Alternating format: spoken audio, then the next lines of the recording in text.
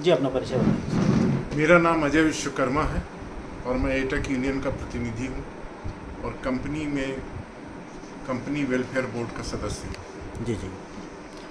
प्रदूषण को लेकर आपको क्या नज़र आया इंस्पेक्शन के दौरान? प्रदूषण।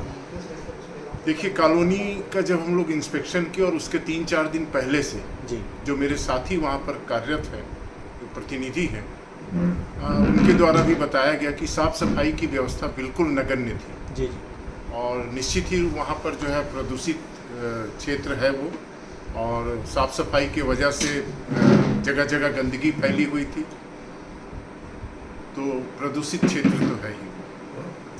खदानों से जो डस्ट उड़ रही है, सड़कों से डस्ट उड़ रही है, उसको लेकर क्या व्यवस्था करेगी कंपनी आने वाले समय में? इस विषय में कुछ चर्चा? देखिए, इस विषय में व्यापक स्तर पर चर्चा हुई। जो डस्ट की जो बात है, उसमें पेड़ पौधे को तो लगाने की तो बात हुई है, और मैनेजमेंट एक तरफ जो है वो जीआई सीट से, प्रोफाइल सीट से कहीं कवर भी करवाया है, लेकिन उसके साथ साथ ये भी बात हुई है कि फिक्स वाटर स्प्रिंकल लगाएगा।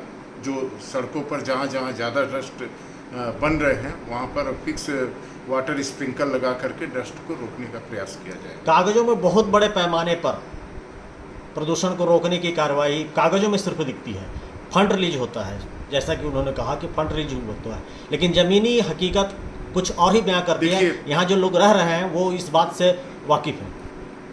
प्रदूषण तो है वहाँ पर, लेकिन उसके लिए कितना फंड रिलीज हुआ है, क्या फंड, क्योंकि हम लोग तो सिविल वेलफेयर का ही फंड यहाँ पर रिलीज करते हैं जी, और सिविल वेलफेयर के फंड का जो हम लोगों ने कल इंस्पेक्शन किया, तो उस इंस्पेक्शन में दीपिका क्षेत्र जो है, जो अप टू मार्क होना चाहिए, वहाँ तक नहीं पहुँच पाया है। और ये भी बोलिए, केवल 20 लाख रुपए का टेंडर हुआ है रोड के साथ बता दें, और साफ सफाई भी नगण्य है।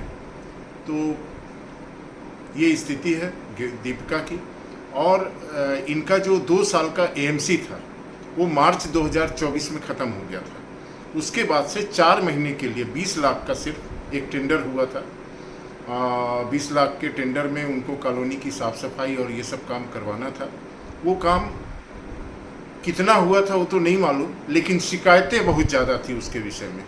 और जब हम लोगों का विजिट का समय चल रहा था, ऐसी भी जानकारी मिली कि विजिट के 4 दिन पहले से साफ़ सफाई शुरू किया गया है और साफ़ सफाई बढ़ गया है।